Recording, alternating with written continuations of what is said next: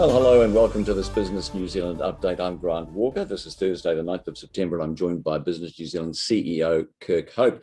Well, it's been a while since we talked on camera, Kirk, due to the lockdown. And of course, I can now come into the office. So it's nice to see you in your home.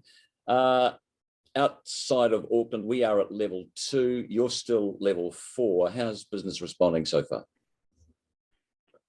Yeah, look, I mean, I think there's a variety of responses, to be honest, Grant.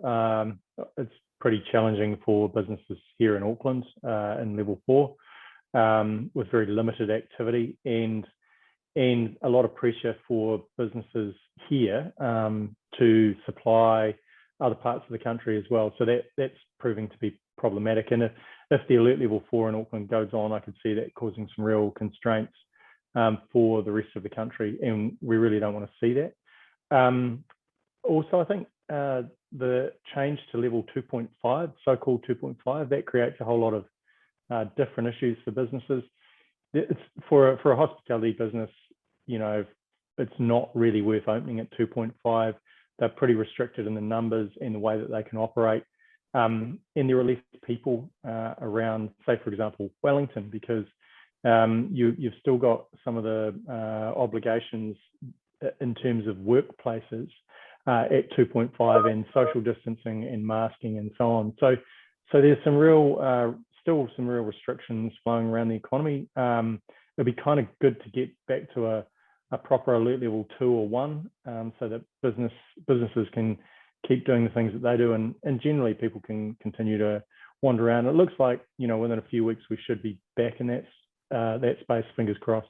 But there's a lot to make up in terms of turnover, really, though, isn't there? Yeah, there's for businesses here in Auckland that haven't been able to operate, I think there's going to be some real problems, particularly in some of those public-facing businesses where, you know, they've been through 5 lots of this now, and it really makes you question about what the future of lockdowns is. I mean, I'd be expecting the government to be pretty clear about, once we get to beyond 80% vaccination rates, that, you know, that we start to operate on a completely different set of parameters, that we don't need to use lockdowns as a mechanism for stamping out the virus. Do businesses need more government support? I mean, I know that, you know, it is back on, and some support is better than no support, but is it enough, and is it the right support? Yeah, I mean, well, there's two answers to that question. I don't think it is for those industries that are really hard hit. Tourism remains in a really devastated space, and the hospitality sector, they can't really go back to work with Delta until level 1. So their operations they're out of operation for a prolonged period of time. And so they probably do need some different and sector-specific support. In Melbourne, for example, they've defined some sector-specific support for hospitality that's based around venues, and it works in a slightly different way to our research and support payment here, and it's on an ongoing basis. So I think the government really need to pick that up. What about in terms of support over summer? Are you thinking about that at this stage? Because, of course, that travel bubble with Australia is not coming back anytime soon, and normally you would rely on that. Yeah, well, as I say, I think with the Delta variant and the way that it's in its transmissibility, that might mean that there might need to be some extra thought given to additional support for the tourism sector, and parts of the tourism sector that, again, you know, continue to be, you know, very, very hard hit.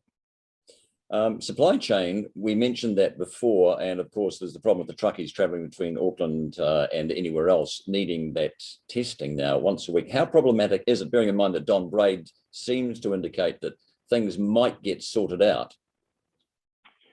Yeah, I mean, I think the key thing is for people to have clarity and certainty about what the requirements are, what a truck driver will be required to display upon crossing the border. Bear in mind, this isn't just people going from Auckland to an alert level 2 region. Those tests will be required for people going from a level 2 region to a level 4 region as well. So I think there needs to be real clarity for what people will need to demonstrate if they're asked by the police or a border authority in order to cross the border. One thing that would help would be testing or saliva testing supplied by the businesses themselves, if they could do it themselves. Yeah, and I suspect that there'll be a lot of businesses who have kind of taken the bull by the horns and have started saliva testing as a surveillance testing process for their workers in any case. And I think they'll probably be ahead of the curve in terms of the testing. There is a bit of an issue, I think, for the Ministry of Health. They've been really slow on the saliva testing stuff, and they've taken a long time to approve it. I guess what has happened is the private sector itself has said we're comfortable with the science behind it, we're comfortable with the laboratory testing, and we're comfortable with the quality of the test in and of itself. So we're going to go forward with it. When you add in skills shortages to everything else we've been discussing, things are not easy in any way, shape or form, are they? And where are we going to get the workers from? It was just announced that the seasonal workers from the Pacific is on hold at the moment, or will be on hold. So where are the seasonal workers coming from now? Yeah, I think it's a very real risk for our horticulture sector, particularly because some of that seasonal work needs to occur for the harvest to occur. So I think there are some real problems there. There isn't a real simple or a real easy answer other than for a widespread rollout of the vaccination, to be honest, and for as many people as possible to get vaccinated as quickly as possible, because that really appears to be the government's answer, at least to how we might re-engage with the rest of the world. One thing to add in too is cost pressures, and they're starting to be passed on. I mean, just as I just noticed that my gin's up quite a bit, but other cost pressures are certainly coming through, and they're going to be felt very soon. Yeah, I think that's something that the Reserve Bank will be keeping their eye on. The inflationary pressure, they were already pretty aware of it. If you look across housing, but now more generally labour markets, product markets, there is a lot of inflationary pressure, and that's been exacerbated by the ability to get materials out of the global supply chain.